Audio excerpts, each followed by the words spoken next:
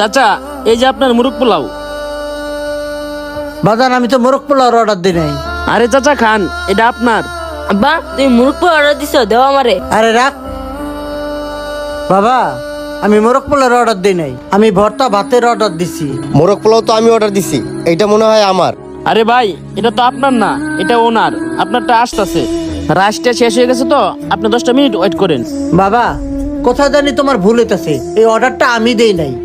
এই অর্ডার তো আমি দিছি, এই অর্ডার আমারই। ভাই, এই অর্ডারটা আপনার না, এই অর্ডারটা চাচাই দিছে। চাচা আপনি খান, আর আপনি একটু ওয়েট করেন, আপনারটা আসতেছে। আরে ভাই, আশ্চর্য বিষয় তো, উনি বলতেছে এই অর্ডার ওনার না, এই অর্ডার আমার। উনি বলতেছে এই অর্ডার উনি দেয় নাই, তারপর ওনার উপর চাপাই দিতেছেন, আর এদিকে আমার অফিস টাইম লেট হয়ে যাইতেছে। আরে ভাই, আপনি তো অধৈর্য হচ্ছেন কেন? আপনি একটা অর্ডার দিছেন, আপনারটা আসতেছে, আপনি একটু অপেক্ষা করেন। আরে ভাই, আমি তো টাকা দিয়ে খামু, এমন তো না আমি মাগনা খাইতেছি। আব্বা তুমি মনে হয় ভুল করে অর্ডার দিছো, তোমার মনে নাই।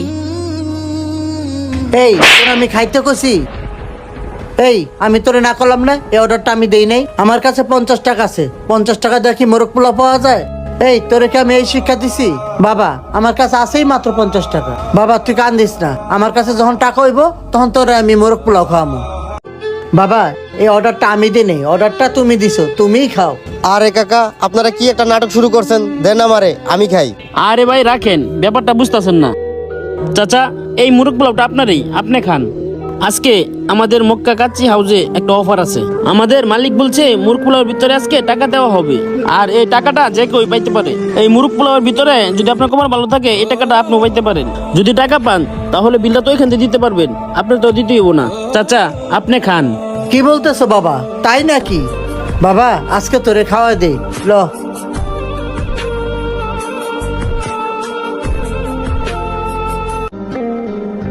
আরে খাওয়ানোর মধ্যে পলিথিনে বান্ধা, এইটা আবার কি? এটা তো দেখা যায় টাকা, এটার মধ্যে তো সত্যি 500 টাকার নোট। হ আব্বা। যাই হোক, এটা তো মোরগ পোলার বিলও দিতে পারো, আর কিছু টাকা তো বাজারও করতে পারো। হ আব্বা তুমি ঠিক বলছো। হ বাবা, কথাটা তুমি ঠিকই বলছো। ল বাজান, খা তুই।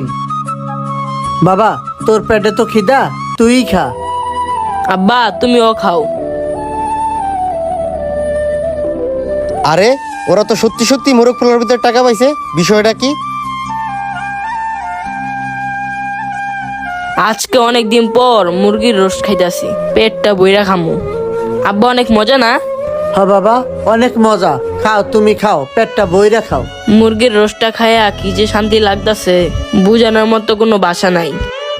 ভাই আপনি একটু এদিকে আসেন তো। আপনাদের এখানে কি সত্যি সত্যি মোরগ পোলাওর ভিতরে টাকা পাওয়া যায়? না ভাই, অফারটা শুধু ওদের জন্য। এই বুদ্ধিটা কেন করছি আপনি শুনেন। আব্বা হাঁটতে হাঁটতে পা ব্যথা হয়ে গেছে, আমার অনেক খিদা লাগছে। চল, সামনে কোনো হোটেল পাইলে খাও মনে বাবা।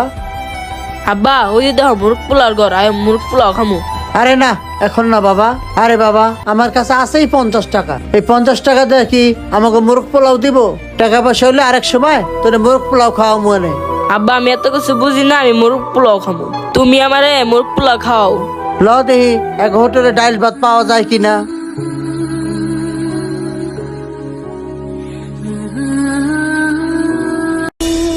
ভাই সবই তো শুনলেন, ওদের কাছে খাওয়ার মতো কোনো টাকা ছিল না। ভাই, আল্লাহ তাআলা ভালোবাসা পাইতে গেলে আগে মানুষকে ভালোবাসতে হয়। অসহায় মানুষকে খাওয়াইলে আমার কাছে অনেক ভালো লাগে। আরেকটা কথা কি জানেন ভাই, মানুষকে খাওয়াইলে কখনোই কমে না, আরো ব্যবসায় আয় উন্নতি বাড়ে। আর শুনেন, রিজিকের মালিক আল্লাহ, আর ক্ষুধার্ত ব্যক্তির খাওয়াইলে আল্লাহ পছন্দ করে। আর দেখছেন অসহায় ব্যক্তির খাবার দিছি, ওরা কত খুশি হয়েছে।